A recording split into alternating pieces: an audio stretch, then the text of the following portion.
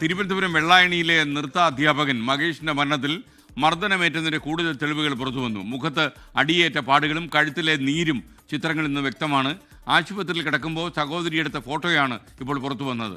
സമഗ്ര അന്വേഷണം ആവശ്യപ്പെട്ട കുടുംബം മുഖ്യമന്ത്രിക്കും പോലീസ് മേധാവിക്കും ഇന്ന് പരാതി കൊടുക്കും. ഉമേഷ് ബാലകൃഷ്ണൻ തിരുവനന്തപുരത്ത് വിശദാംശങ്ങൾ നൽകാൻ ചേരുകയാണ്. ഉമേഷ്, പറയൂ വിവരങ്ങൾ. ഇത് 9-ാം തീയതി എടുത്ത ഫോട്ടോയാണ്. അതായത് 7-ാം തീയതി ശ്രീരാമകൃഷ്ണ മിഷൻ ആശുപത്രിയിൽ മഹേഷിനെ അഡ്മിറ്റ് ചെയ്യുന്നു.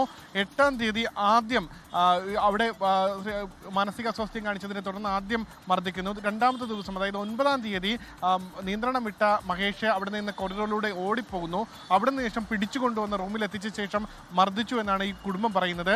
ആ മർദ്ദിച്ചു എന്ന് പറയുന്ന സമയത്തിന് ശേഷം മഹേഷ് പറഞ്ഞത് പ്രകാരം ശരീരത്തിലെ മുറിവുകളും മറ്റും ഫോട്ടോ എടുത്ത് ഡോക്ടർക്ക് അയച്ചു കൊടുക്കാൻ വേണ്ടിയാണ് സഹോദരി മനുജ ഈ ഫോട്ടോസ് എടുത്തത്.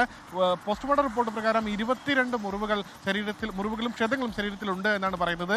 അതിൽ ഏറ്റവും സുപ്രധാന ക്ഷതമാണ് കഴുത്തിലെ ക്ഷതം. കഴുത്തിൽ ഒരു ഹാങ്ങിങ്, അതായത് തൂങ്ങി മരണത്തിന് വേണ്ടി കയറ് ചുറ്റിയാൽ ഉണ്ടാകാവുന്ന രീതിയിലുള്ള ക്ഷതം കഴുത്തിലുണ്ട് എന്നാണ് ഈ പോസ്റ്റ്മോർട്ടം റിപ്പോർട്ടിലെ പരാമർശം. സമാനമായി അത് തെളിയിക്കുന്ന ദൃശ്യങ്ങളാണ്, ആ ഫോട്ടോസാണ് ഇതിൽ കാണുന്നത്.